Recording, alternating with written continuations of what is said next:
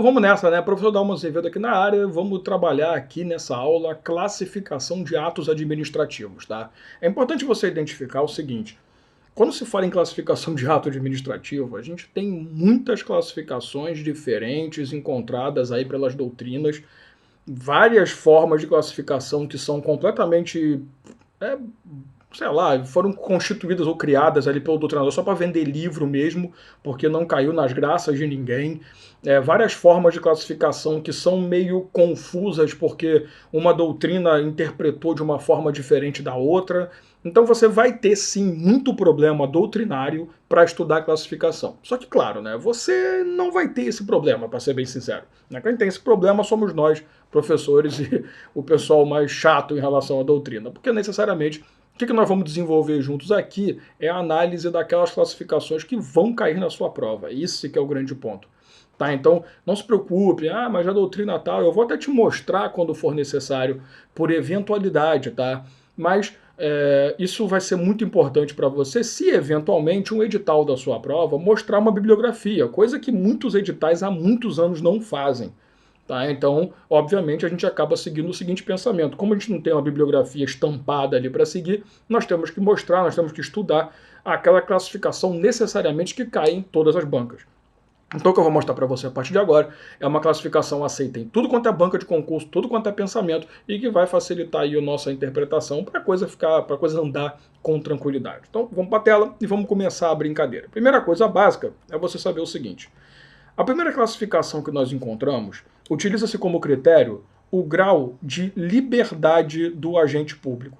Então, o primeiro critério que nós temos é o grau de liberdade de ação do agente público. E nesse critério aqui, na realidade, você vai se deparar com duas coisas clássicas que você já tem meio que estudado aí no direito administrativo em um momento ou outro. De acordo com o grau de liberdade, o ato administrativo ele pode ser vinculado, que é aquele em que o agente público vai agir na forma restrita, estrita, rígida da lei, e no discricionário, em que vai ter aquela margem de escolha, critérios de conveniência, oportunidade, aquelas características clássicas nossas, né? Então, primeira classificação é comum de se falar, e você estuda isso também como um poder, né? O poder vinculado, o poder discricionário. Então, assim, essa daqui não é tão novidade. Mas, quanto a grau de liberdade, o agente público ele pode agir produzindo atos vinculados, quando ele tem que fazer exatamente como está na lei, sem uma margem de pensamento ali, ele não vai interpretar a situação, ou ele vai ter que atuar discricionariamente, que aí ele vai aplicar ali exatamente a forma que a legislação estabelece a criação do ato. Aqui nada de novo, tá? A segunda forma de classificação, e aí começa a trazer algumas novidades para nós, é o que nós vamos chamar de critério de prerrogativas. Então, quando você utiliza como critério as prerrogativas do Estado, você vai precisar entender o seguinte: o Estado ele pode agir. Deixa eu até fazer o seguinte para dar um espaço melhor para a gente trabalhar, né? Quando se fala em prerrogativas, você vai ver duas possibilidades. Ou o ato administrativo, ele vai ser chamado de ato de império. Aqui a prerrogativa do Estado é mais forte, ou ele vai ser um ato de gestão, em que a prerrogativa do Estado é igual à sua, à minha, né, normal prerrogativa. Vamos lá, quando você tem um ato de império, você está falando aqui que decorre do poder de coerção do Estado. Aqui você tem uma relação em que Estado estará sempre acima do particular ou do indivíduo. Então você tem uma posição de verticalização plena, né?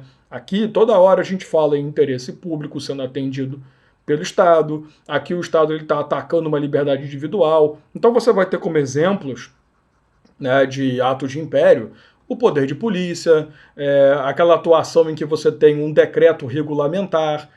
Aqui não há consentimento, não há participação do particular, você não vai ser a parte atuante e importante para o surgimento do ato.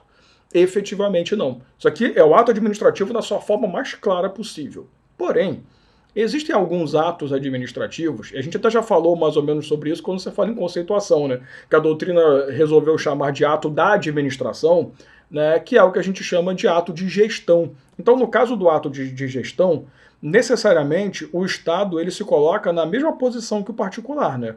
O Estado e o particular estão em pé de igualdade, porque aqui o regime jurídico dos dois é igual. Então, enquanto ali em cima você tem a coerção em si, aqui você tem a coisa pública sendo gerida pelo Estado. Então você vai ter uma condição de direito privado no final das contas, né? Porque aqui no ato de gestão, o Estado se põe na mesma posição que o particular. Então, no caso dos contratos efetivos, tá, contrato de aluguel, né, contrato de compra e venda, uma situação em que você se põe, você, Estado, fica em pé de igualdade com o particular. Aqui não há uma diferença clássica entre os dois. O Estado não vai ter aqui contrato com cláusula exorbitante, ele não vai ter atos que vão ter aquela imperatividade. Não, se eu quiser alugar uma propriedade sua, eu não posso impor a você que você vai alugar e, portanto, porque ali já é um contrato que a gestão, a relação jurídica que você vive, eu vou ter que viver igual. Eu, Estado, vou ter que agir igual. Então, é como se você estivesse alugando para um outro particular. Mas, na verdade, quem está na ponta de locação é o Estado. Então, aqui a gente chama de ato de gestão, ato em que eu estou gerindo a coisa pública apenas, mas eu não estou impondo a coisa pública ou utilizando-me da coisa pública para atender o interesse público efetivo. Tá? Nós temos uma terceira classificação importante, que você vai ter como critério os destinatários. Então, quando se utiliza destinatário como critério de definição de um ato administrativo, você vai ter o ato administrativo individual, que alguns chamam de ato administrativo simples, e você vai ter o ato administrativo geral. Qual é a grande jogada aqui?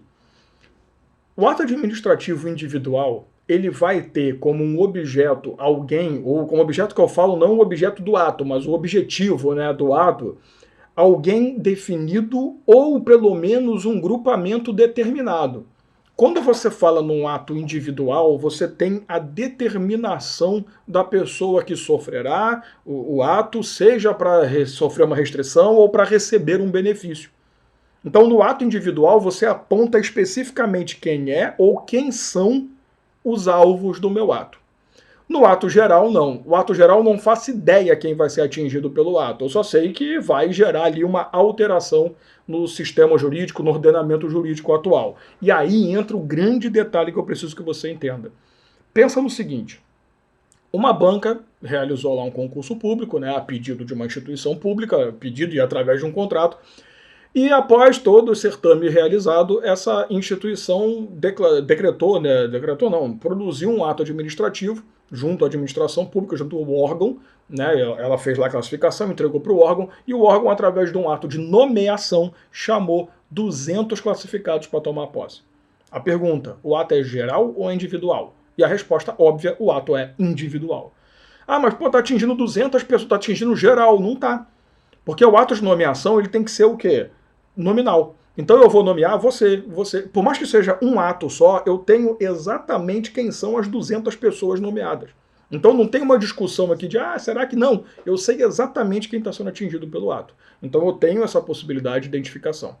O ato seria geral se eu não soubesse. Aí não tem lógica, né? Um ato de nomeação geral. Estou nomeando quem quiser, isso não existe. Agora, vamos lá. Tarifa do ônibus. Ih, rapaz, o ônibus aumentou. Pô, a passagem do ônibus estava R$3, foi para R$4,50. Beleza, esse é um ato individual ou geral? Geral. Porque eu não faço ideia de quem... claro que você sabe, né, Dal? Os usuários dos serviços públicos. Pô, peraí, mas você sabe quem são os usuários? Pode ser que você ande de carro 24 horas por dia, mas o seu carro quebrou. Naquele dia você vai ter que pegar o ônibus. Você até então não era usuário do serviço. E você foi atingido pelo ato. Então esse é um ato geral. O ato geral tem como grande característica você não fazer ideia de quem vai ser atingido, mas ele vai produzir efeitos no ordenamento normal. Tá? Então, cuidado com isso, tá? Ato geral atinge várias pessoas. Não, cara, se você consegue identificar quem são as pessoas atingidas pelo ato, e de novo, eu estou falando atingidas não sempre com cunho de trazer prejuízo. Atingido pelo bem também. Eu aposentei 30 pessoas ao mesmo tempo. Sei lá, dei férias para 20 pessoas. Eu estou atingindo essas pessoas. É um ato individual. No ato geral, eu não tenho noção de quem seja. Eu sei que eu estou criando algo que vai atingir pessoas. Ou uma pessoa. Agora, quem eu não faço ideia. Tá? E aí vamos para a classificação mais conturbada de todas, tá? Essa você vai curtir, para não falar outra coisa. Que alguns chamam como critério da intervenção da vontade administrativa. Então vamos lá. Aqui como critério, nós vamos ter a intervenção administrativa ou intervenção da vontade administrativa. Na verdade, esse nome aqui ninguém usa há milhões de anos, né? Mas não tem outro nome hoje em dia. Se aparecer um critério, você tem que saber isso aqui. O ato administrativo ele pode ser simples, e aí sim o simples está sendo bem utilizado. Ele pode ser complexo e ele pode ser um ato administrativo composto. Esse daqui é o grande problema de todos. O simples é fácil porque é um ato que sozinho, né, eu não preciso de mais nada, o ato é produzido por um órgão ou pessoa, né, eu vou falar um órgão porque o agente age em representação a ele, que vai ter um resultado. Então, o ato simples é o clássico, né? Ah, eu vou dar férias para alguém. É um ato simples. Eu tô uma pessoa, um órgão dando férias para um servidor. Eu vou te aposentar. E a aposentadoria não, porque vai dar problema. Você vai entender daqui a pouco. Eu vou te punir, vou te dar uma multa. Beleza, é um ato simples. É um órgão aplicando uma multa. Então, esse tipo de coisa é o clássico. Ah, eu vou te dar um direito de abertura lá do seu restaurante, um alvará de funcionamento, uma liberdade, uma licença para construir. Então, esses exemplos são os clássicos. Normalmente você se depara com um ato administrativo, estudando direito administrativo, é muito mais comum você se deparar com esses atos simples. Nomeação de servidor, beleza. Demissão de servidor, beleza. Agora nós temos ato complexo e composto. O que eu preciso chamar a atenção para você? Nós temos na doutrina uma briga. Alguns dizem que é complexo, o que outros dizem que é composto. Outros dizem que é composto, o que outros dizem que é complexo. Você entendeu? Não, né? Pois é, mas a ideia é essa. Você vai encontrar numa doutrina dizendo, o ato complexo é isso. E na outra doutrina você vai ver a mesma definição, mas para ato composto. Qual é o problema? O problema é que não interessa a doutrina que prevalece nesse ponto, porque o STF tem diversas decisões mostrando o que ele acha que é um ato complexo ou composto. E para piorar, nós temos uma súmula vinculante, inclusive, que a gente vai utilizar já já, que vai servir para definir muito bem isso. Então, nesse ponto, doutrina não interessa. Na verdade, quem está mais errado, como se não fosse novidade, é de Pietro. Né? Com um grande abraço, um grande respeito que eu tenho para a professora de Pietro, quem mais se equivoca na classificação é ela. E você vai entender por quê. O que é um ato complexo ou o que é um ato composto? Em ambos os casos, eu vou ter dois ou mais órgãos na formação do ato. O que você precisa entender não é a quantidade de pessoas que participam da criação do ato. O que eu preciso entender é a formalidade por trás do ato. Quando você fala num ato complexo, preste atenção nisso aqui, o ato complexo ele se caracteriza por você ter um ato que só existe depois que um segundo ato seja produzido. Então, é um ato do órgão X que só existe quando o ato do órgão Y é editado. A forma mais comum de você lembrar de ato complexo é você ter essa frase aqui, ó, é a soma de vontades de dois órgãos distintos para produzirem aquele ato final. Porque, na final das contas, por mais que sejam dois atos distintos, você vai ter um ato só que vai produzir alguma coisa. Tá, não entendi nada, calma, vai ficar claro. No ato composto, um ato, ele exige, ele só vai produzir efeitos depois que o outro ato for editado. Então, na verdade, você vai ter dois atos para ter um resultado só. Aqui também, órgãos distintos, tá? Isso aqui não me importa muito. Normalmente também o ato composto acontece muito dentro da própria pessoa jurídica ou da própria instituição, tá? Mas podem ser dois órgãos distintos dentro da mesma entidade. Calma, não entendi nada. Vou te mostrar exemplo para a coisa ficar bem mais tranquila. Num primeiro momento, sem um exemplo específico, presta atenção. Imagina que a entidade A resolve nomear, vou para exemplo logo, né? O Procurador-Geral da República. E o A, obviamente, é o Presidente da República, né? Que é quem vai nomear esse cara. Você sabe que a nomeação do PGR, na verdade, ela vai iniciar com uma indicação, né? Porque o presidente sozinho não pode nomear o Procurador-Geral da República.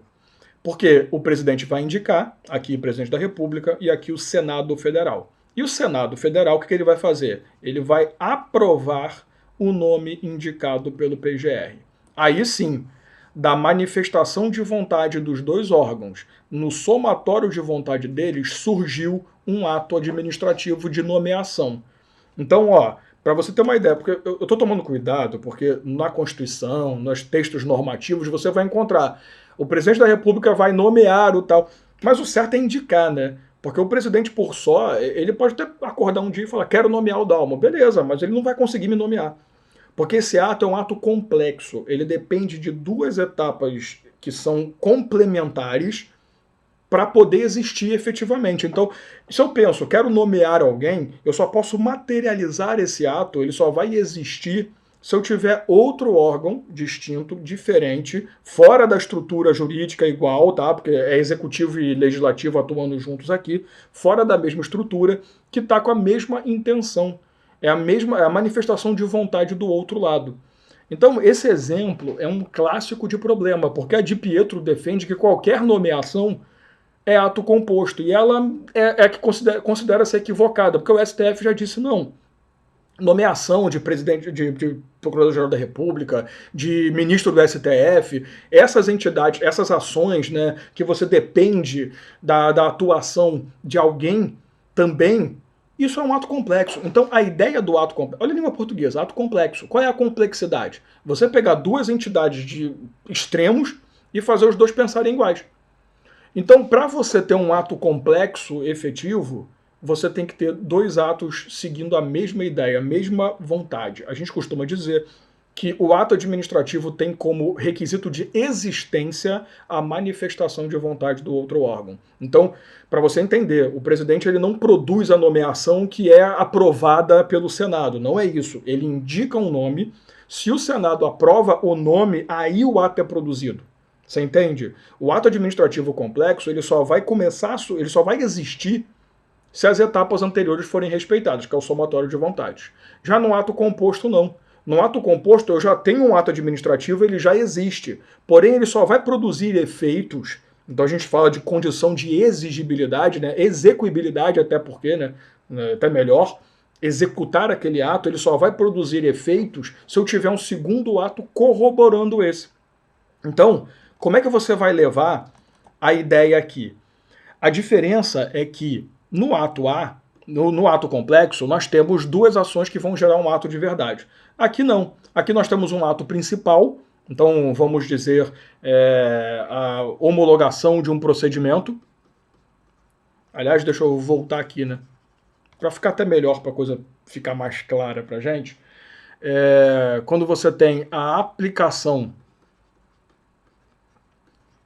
de uma penalidade que dependa, e aí a lei vai dizer, de uma homologação da outra parte.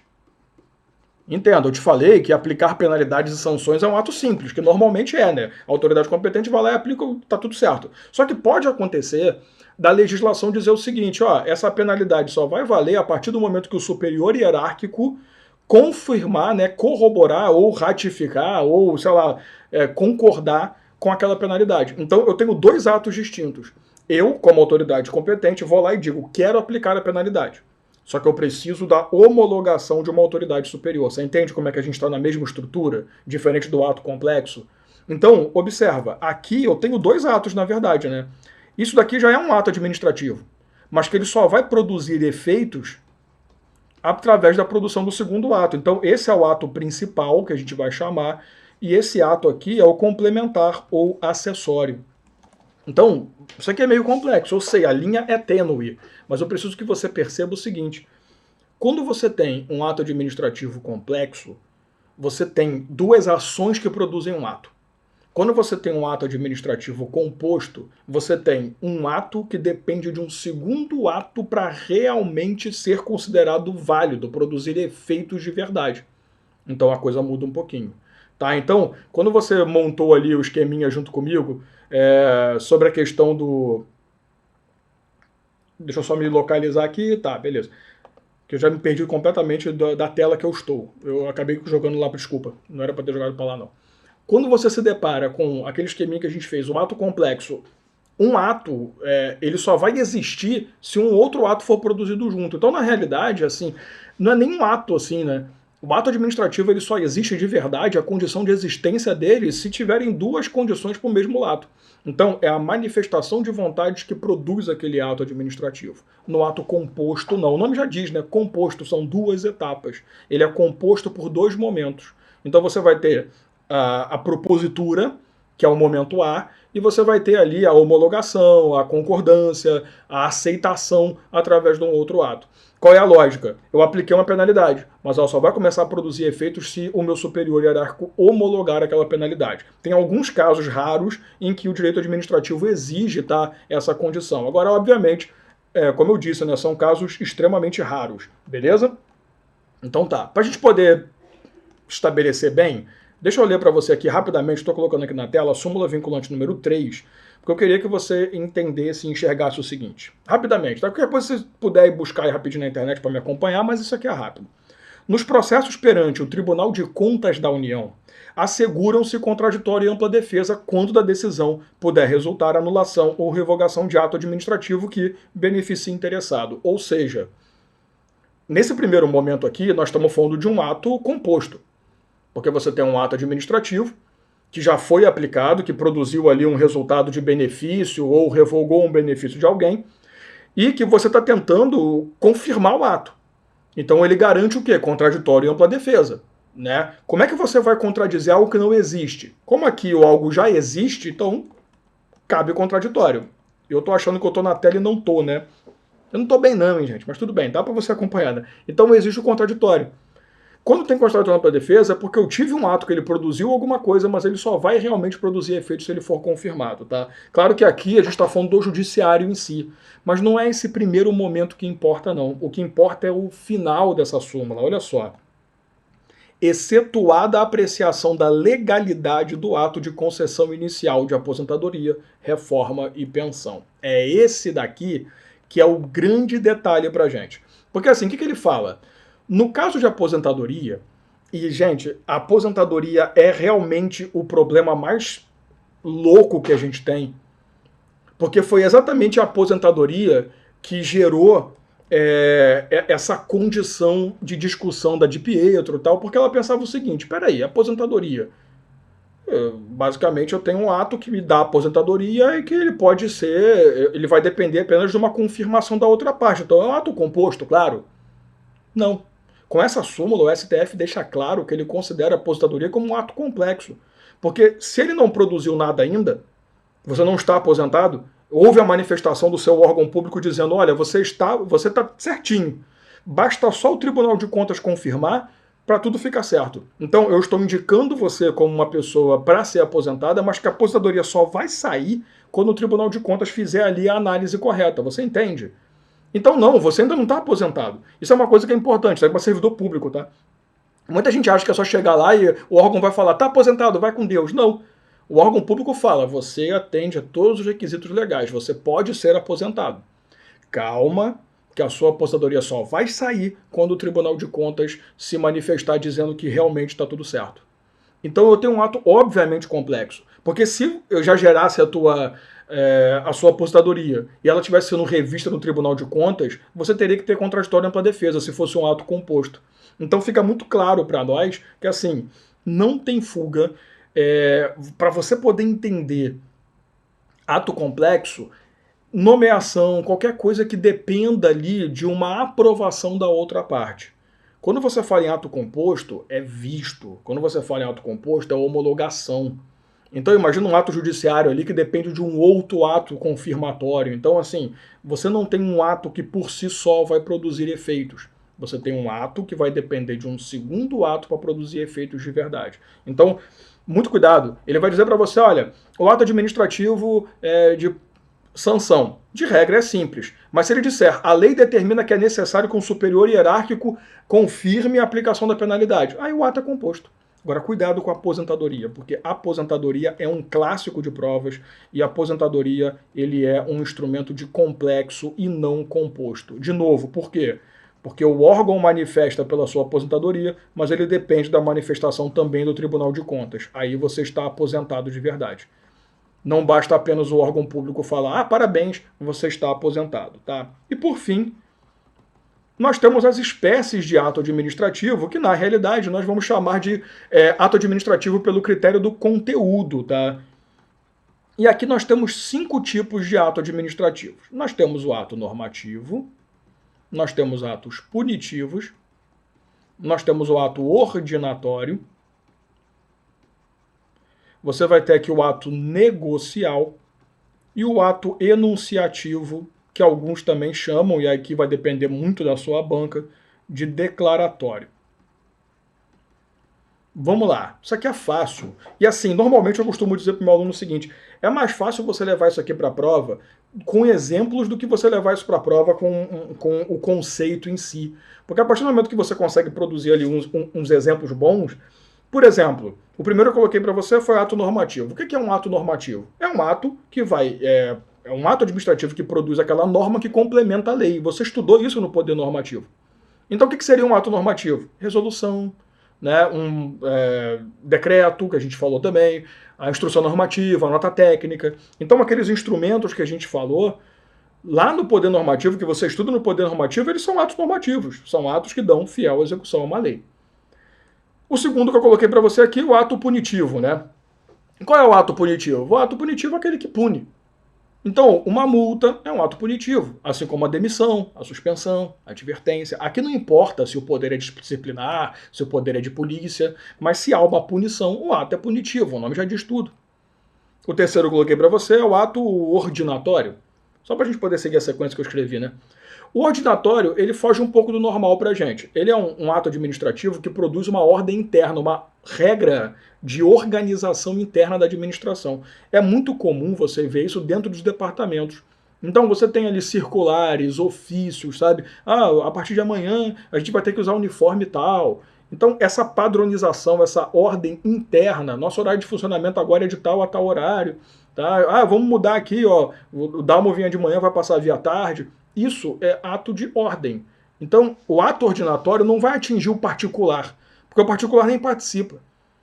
O ato ordinatório ele atinge apenas a organização da própria administração pública. O ato negocial, que toma muito cuidado, que muita gente confunde. Ato negocial, mas Delmo, ato administrativo é um ato que manifesta unilateralmente a vontade da administração. Como é que vai ter negociação em algo que manifesta de forma unilateral uma vontade, né? Ato negocial necessariamente é aquele em que a administração pública ela não vai negociar com você. A administração pública ela aguarda uma provocação pelo particular para que ela possa agir. Então no ato negocial é o seguinte, a administração está lá. Você bate a porta dela e fala, olha só, eu queria tal direito. Ah, sim, tudo bem, você trouxe os documentos, tudo bonitinho? Trouxe, então tá ótimo. Então, quando você falar em ato negocial, não fica com esse pensamento de há negociação, os caras vão discutir, não. Então, assim, a concessão de uma licença, a própria concessão de serviço público, autorização, permissão, não há, entenda, no ato negocial não há negociação. Se tivesse negociação, ali seria um contrato, não seria um ato. O que tem de negocial é que eu dependo de provocação. Você vai bater a porta da administração e falar, olha só, eu queria uma autorização para fechar tal via para poder realizar ali um evento particular, né, fazer ali um show, sei lá, quero a inauguração da minha loja. Isso é um ato negocial, mas não é negocial porque é a negociação, tá? O negocial é pela aquela característica básica de que, olha só, a gente está se deparando com uma situação em que o ato administrativo ele depende de uma provocação do particular. Então aqui o Estado não vai agir por vontade própria, ele não vai sair concedendo licença para você. Você que foi lá buscar. E por fim, nós temos os atos enunciativos ou declaratórios que têm a simples função de oficializar uma informação.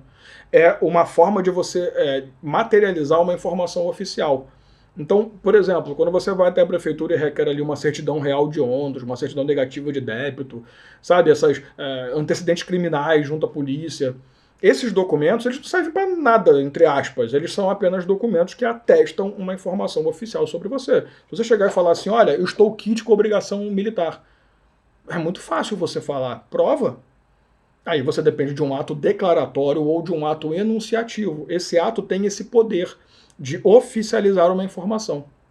Tá? Então, toda vez que você tem um ato enunciativo ou declaratório, você tem isso, uma certidão, né? Você tem, o que você tem ali é um documento que atesta uma informação que você está levando. Então, mas eu não estou devendo nada, ou estou devendo tanto. Eu vou ter ali a certidão específica. Eu não tenho antecedentes criminais, você vai ter ali os termos, as certidões específicas. Tá? Então, são documentos que são produzidos pela administração pública e que atestam uma informação sobre uma pessoa. Beleza?